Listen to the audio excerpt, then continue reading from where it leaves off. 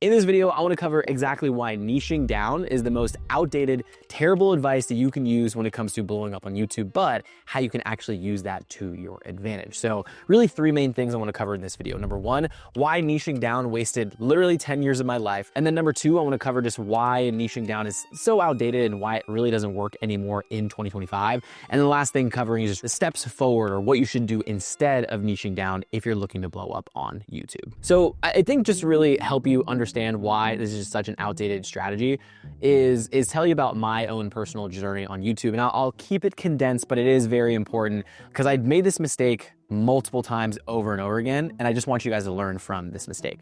So back in about 2015, I had one of my first YouTube channels that blew up per se. I grew it from 0 to 180,000 subscribers in a little bit over a year, so it was very rapid growth, and it was around Snapchat. So even to this day, if you go search up like how to use Snapchat or Snapchat tips and tricks, like I was the Snapchat guy. Like that's what people knew me as, both for good and for bad, which kind of foreshadows where this goes. So what happened and how I originally blew up on that channel is I made a video that was just like random. So, like I didn't even have any intention of doing this in the first place. If you watch my last video, I'll go a little bit more in detail about that. But I basically made the Snapchat tips and tricks video. And what happened is that video blew up. So I did what most people would, or at least a lot of people that understand the game is like, okay, cool. Like this piece of content performed really well. Let me like redo that piece of content and repackage it. So I made another Snapchat video, and of course, because the majority of the subscribers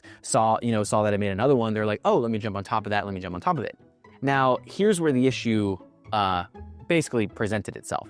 Is let's say about a year and a half into it, I got to work with a lot of really great brands, and I worked with NASDAQ and Coke and Zillow and Disney and like all these different companies, which was great. But the issue is because I had built my entire audience, right? These 180,000 people, every single video that I made was so deep about Snapchat. Down the road, if I ever wanted to transition into something else, some other type of content, then people would only know me, and they did only know me as the Snapchat guy. So I'll never forget this. One day I woke up and Snapchat had basically changed something within their algorithms and the way that like you viewed stories. And essentially what happened is I was getting like 30 to 40,000 views on every single one of my Snapchat stories, which you might or might not know what that means, but think of it as like an Instagram story, whatever. Overnight, my story views changed from those 30 to 40,000 down to like maybe a couple thousand, like 2 to 3,000. So massive, massive change. And the issue was a lot of companies and brands that I was working with was number one, just basically all they really knew at the time was views equals good. So when my views started getting lower, it's like I wasn't really seeing any success there. And that was on Snapchat itself. Now on YouTube, where I was talking about Instagram, is because it was this flywheel of not as many people were getting views, so not as many people were searching about Snapchat, is my views on YouTube started going down. And when I tried to pivot, I tried to talk about, at the time it was Musical.ly, which then turned into TikTok. I started to try to talk about Musical.ly. No one wanted to watch the videos. I started to try to talk about Instagram. I had maybe 1 or 2 videos that went pretty viral there, which that was like, even in hindsight, was a really easy way to pivot out into it. If I would have just stayed more consistent with Instagram, I just didn't, because I had become so well known and my my whole personality and my whole being was like, I am this Snapchat guy. So I just didn't transition into it.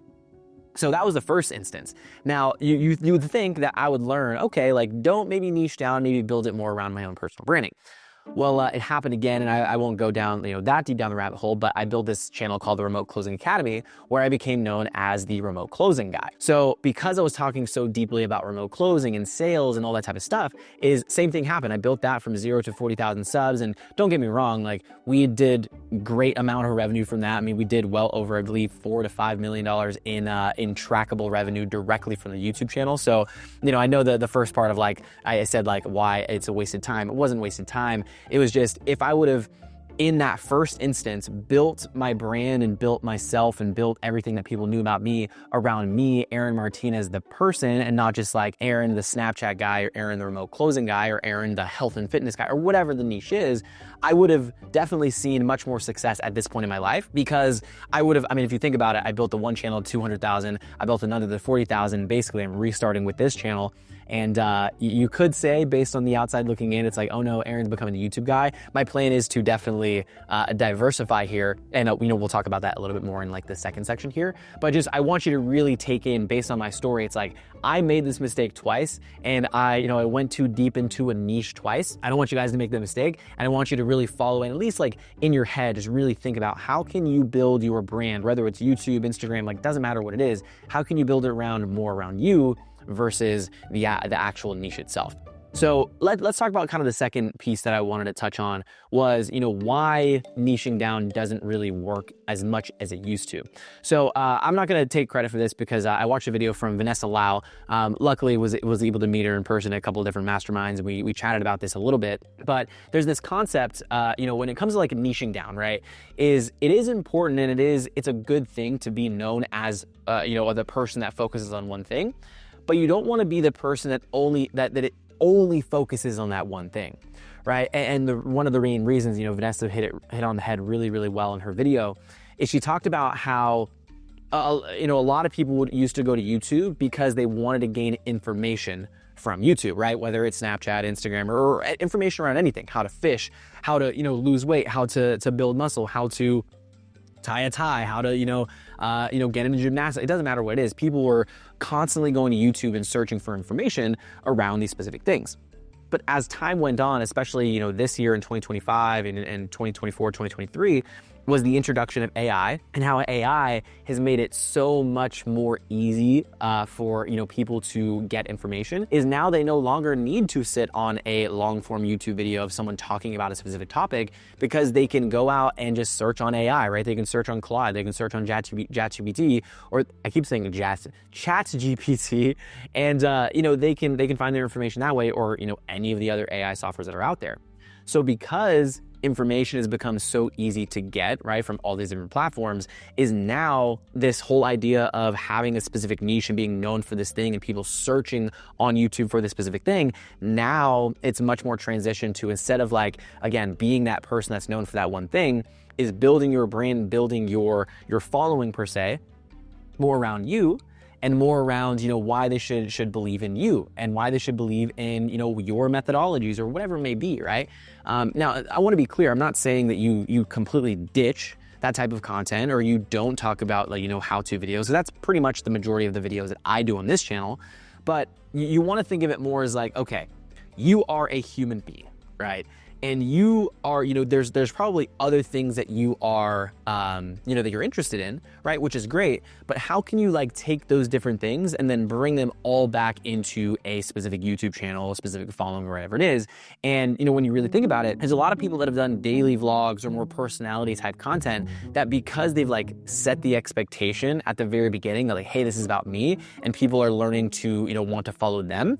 I think it's become much more prevalent and much more, that's kind of what people want, right? Just touching on the whole AI thing, and even if we look back a couple of years ago when we are talking about niching down, is I do believe that people had this thing where like they didn't really care about the person as much because they wanted the information. But guess what? Because, like I said before, information has become really easy to get, and more importantly than that is like AI has become this like this new thing where now there's like robots that control everything, right? From an information standpoint, or from a technology standpoint. Is now what's happening is, because there's more robotics or more automation coming into it, there is much more want and much more need for people to like actually have a personality, so that the person on the other end of the screen, right, the audience that you have, they are now craving more of that, right? They're craving to know you as a person. They're craving for this human interaction and this human intimacy, because again, there's like this AI that's like sweeping in and kind of taking that over, right? So, there's really two pieces there. And on one side is people don't really need information as much. They just want to learn about you as a person. And then on the second side of it is because of AI, because of all this automation, is now people are craving human interaction more than ever before. So you need to give it to them, right? And trust me, I'm very making a conscious effort a lot of times to make sure that I'm doing that, because I even myself, I've fallen into this trap, as you've heard by my story multiple times before. So the last thing that I want to kind of cover here is like my own personal plan, and like something that I would think of if you were a content creator, whether it's on YouTube or Instagram or building a brand anywhere online.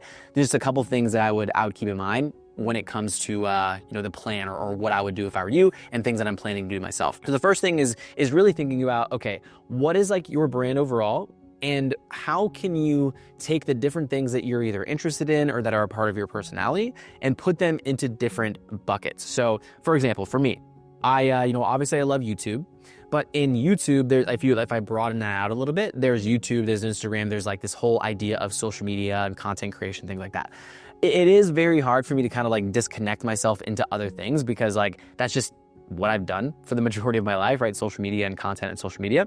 But obviously, like, I have a family, right? So it's like me, and I have kids, and we, have a house, and we have, a bunch of animals. Our dog just had a bunch of puppies. So like, how can I like integrate that into it a little bit more? That's like always like my kind of thought process. And then, on the other side, there's also like the whole business aspect of it, right? So like, I'm a part of a business where we're doing, close to $30 to $50 million a year in terms of sales.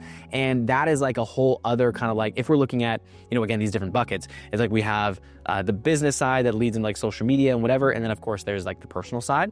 So, I'm not saying that I'm going to create a family vlog or going to do any of that stuff, but it's just like, I'm always consciously thinking about how can I make that integration from, just the social media stuff and incorporate more of the family stuff. And maybe it's not directly like, hey, I'm gonna have my kids on the channel, but there is ways to, within the content, kind of like I did at the beginning of this video, is open up a little bit more, be a little bit more vulnerable, and like, hey, like I've made these mistakes in my past and this is what I learned from it. Because I think what's happened a lot of times with me is my assumption is like, oh, people just want the information. People just want, the content. They just want the nitty gritty. They want the step by step. But, now because there is just so much information out there, people are going to resonate more with those stories, right? Resonate more with the mistakes, resonate more with the lessons from those mistakes, and anything that someone can share based on their own experiences, so someone doesn't have to make the same mistake or walk through the same shoes and hit the same negative outputs or whatever it may be that comes from that specific scenario. So hopefully this video is helpful. I mean, from a niching down perspective, again, like I just want you to think about it as you're not just like talking about everything, and you're not, and if you wanted to, that's fine, right? If you wanted to create a personal brand, that's fine.